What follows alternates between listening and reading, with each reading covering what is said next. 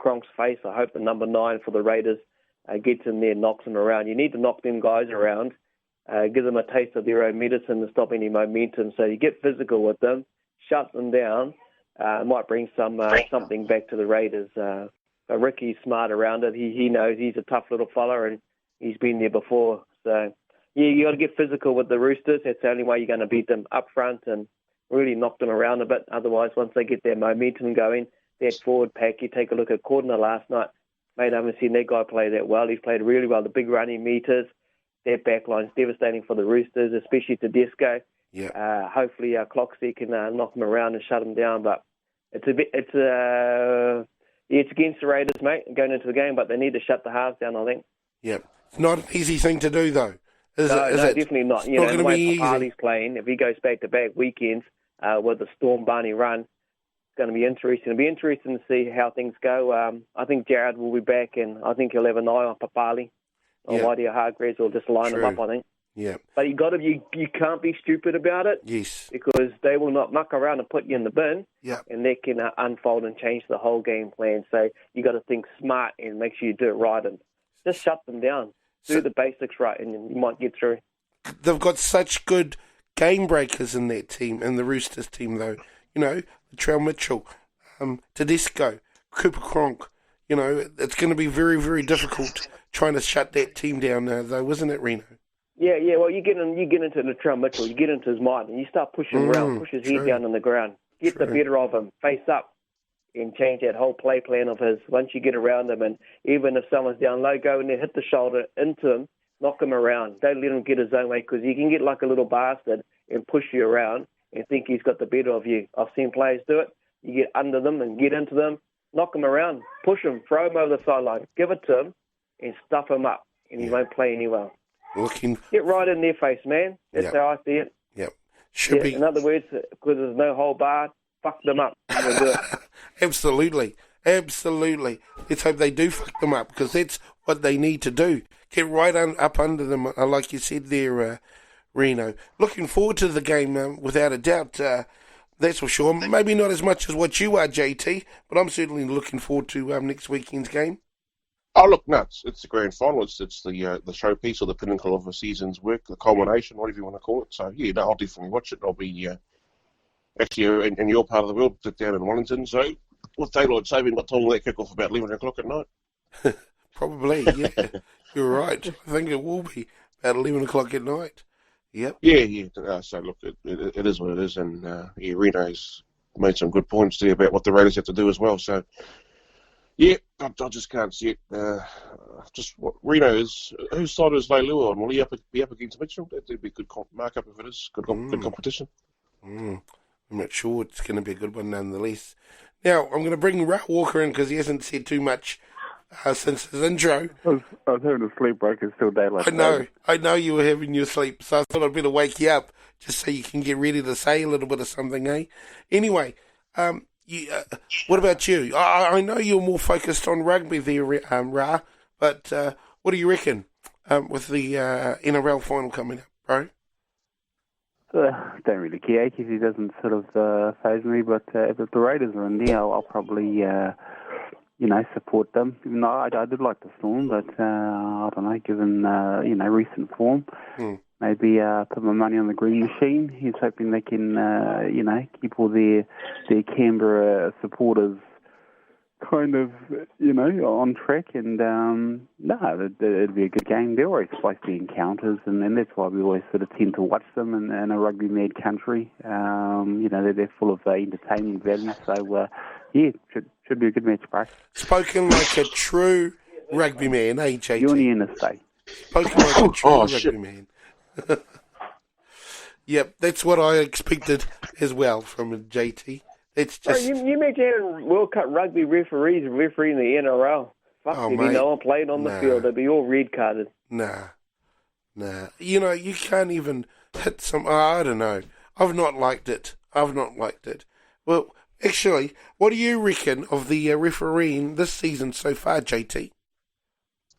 Of the what, mate? So the NRL refereeing? Yes, NRL refereeing. Oh, look, it's... I understand they've got a tough job because the game is sped up over recent times, and unfortunately, I don't think the officials have kept up. And last night there's a classic example when Joseph Manu was called back for a knock on, which I didn't even see. So the Roosters got robbed of a try there, I think. But look, I just don't think they've kept up. I think they need to come back to the one referee system. There was communication issues last night. You hear one referee saying, knock on, and the other one says penalty, or it's a strip and a water scrum. So look, I just think take it out of the take that out of the equation. It was only brought in to police the ruck, but I just said there's too much emphasis on that, on their bullshit, and I'm glad I could say that. But like I said, it's a tough gig, and I certainly wouldn't want to do it. But I just don't think the product has sped up, and it's probably it's very entertaining, and it's a sad fact that a lot of big games, the most talked about thing is the fucking referee. So yeah, it's bullshit. Yeah. Well, what about you, Reno? What do you reckon about the refereeing starting this season? Mate, I get ho-ha with them, especially when they got to go upstairs every time to the bloody bunker. Yeah. And the ruling on that. I think sometimes I want to put the boot into the NRL referees and rugby referees in general. You just need to back yourself, have a gut feeling. If you know it's not a try and everything, yeah, fair enough. But you don't have to go upstairs every single bloody try. They seem to be too reliant these days on the old TMO and the bunker and technology these days. Referees seem to lost their passion just to stand there and give it the old blow the whistle. It's a try. But you're going to have your ups and downs no matter what happens, mate. Referees are referees, and we just need to look after some of them and make sure they're out there doing the game, doing it right. We can ask, but mate, it's just what it is. Just got to deal with it. And you talk about the Rugby World Cup already. The cards have come out, red and yellows, and I've always said, and I still think today, when it gets down to the quarterfinals, semi-finals, finals, it could be a possibility, a rugby decision that could decide the outcome of this year's Rugby World Cup. But refs are refs, and can't have a game without them, mate. Yeah, that's for sure. Anyway, we're going to go to a break on that note. We'll be back with more Full Time right after this. FM. The funny thing is, when we usually have a break, the best stuff usually comes out of us when we're having a break. So I decided that during the break I would record myself and the boys during the break, and we'll see how that goes. What's that? What did you say, bro? No, I don't. Oh, okay. Yeah, no, leave it rolling. Some of the best shit said while we're supposed to be having a break. Yeah, exactly, actually. We do. We say our best shit, and it doesn't even get on the fucking air during the break, usually. Not usually, anyway. Well, not at all, quite frankly. Put them down as get fact moments, if only get fact. That's where our passion comes out. We let the angst out, bro. Yeah, I know. The breaks. I know. The natural juices flow, bro. It's they're real get fact. We never fact. Yeah, you're loving that get fact. That's what we do. We go get fact. If you don't like it, you can go and get fact yourself. The referees can go and get fact, I'll tell you. Okay. Like it. I like it. Like, I hope what you're going to podcast the same. It's going on the Full-Time podcast. Oh, yeah. The whole show is fact. The whole show. Yeah. The whole show is fact. Not that's just good, that. Bro. That's brilliant. Because there'll be an explicit, because, when it gets thinged, it'll show that it has, bad language or foul language on it. So it'll just go on as that. And we're not going to put it on here, even though I'd fucking love to. I'd fucking love to. Then that'll be good. I'd love to put it on here. That's for sure. No, so this is a podcast. Don't do it, Keith. Don't put it on here. You three have got reputations to uphold. Don't put it on here. We'll never be welcome back at the station ever again. Well, one of the boys is running for council. Remember that? Do it. Yeah. I can see how many phone calls everyone has to check on their messages and everything. Yeah, reckon. That'll make Martai come into the station. Or you could have one of those little bleepers that goes, get back, every time we have a swear word. Brilliant. When it goes, fuck, it'll go, get fact. Get fact. Get fact. I'm starting to really like that title. Well, to be honest, I just threw it out as a joke to see what you guys reckon. Now, all of a sudden, it could be our next podcast. We're all fact. It's going to rain. It's beautiful, bro. It's brilliant. Oh, well, is it us into it? How many beers in were you when you thought of that one? I don't know. It just sort of came to me, really. Or were you on the phone? The mind of a brilliant, intelligent man there. It's amazing what the mind does when it's thinking, I suppose, eh? What's a name? Oh, it's factual, bro. It's factual. That's what I like about it. It's great. Okay, we'll get into it, eh? You bet. Bro.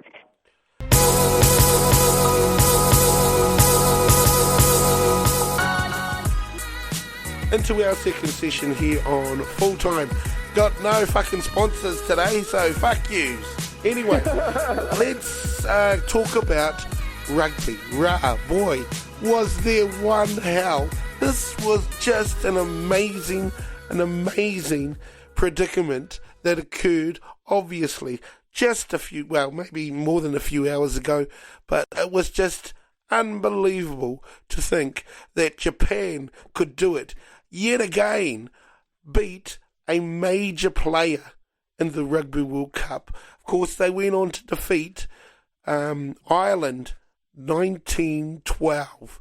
That is just unreal, isn't it, bro? Oh, mate, the Islanders or the Irish team, they were shit, bro. I'll tell you. And thumbs up to the Jets. They came out and they were going to take like another game, and the expectation was the green machine of the boys from the Emerald Isles were going to roll the little fellas from the land of the rising sun, but it wasn't to be. And I think we talked about it on an earlier show about the comparison between the lesser known nations of Japan and Namibia. That a side like the Japanese should be competitive, at least with the amount of money they put into rugby and the buying of foreign players to come over and compete in their competition. But look, that's all well and fine and all easy to say, but at the end of the day, it's what happens on the field. And the men in the red and white hoops, look, they came to play. And look, there was probably a few Guinnesses being sunk yesterday. Definitely tons of sake and Sapporo, which is a good Japanese beer. But no, good on them, and it does wonders for world rugby when you see the minnows topple the big boys of the IRB, and you can't get any bigger than the Irish. I think they were at the top, and the All Blacks bumped them off or something. So no, it's good for the game, and take back the Irish. The Irish eyes won't be smiling at all for the next few days. The Irish thought, probably, Reno? The Irish thought that they could go onto the stadium and probably give the Nips the squeeze. It didn't happen, though, did it, bro? No, it didn't, mate, and it was intense from the 62nd minute when they had the lead against the Irish. And we thought, come on, Japan, come on, let's do it. And I tell you what, I've never seen social media blow up so much in support of Japan, let alone the eruption of the stadium. Host country and their little team beat one of the big boys. I know.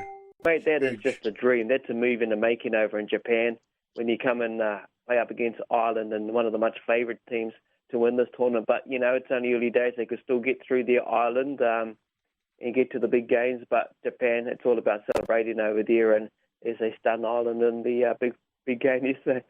Mate, I got some Irish friends, and they weren't that happy on Facebook, understandable. Yeah. But Japanese friends as well, I know, and people I know out there, and yeah, they celebrate. For them, that's the World Cup. That's the victory they wanted, and to knock out one of the big boys like Ra said and you've said. Mate, that's a huge achievement. Who would have thought they could replicate 4 years ago? I know.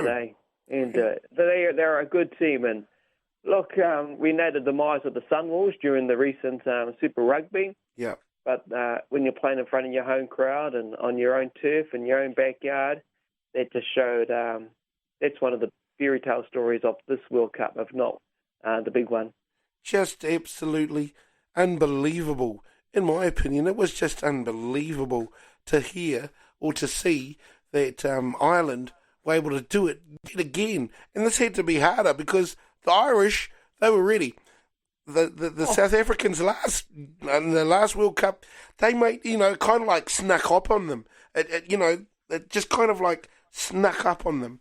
Whereas now, teams are looking out for the Japanese. So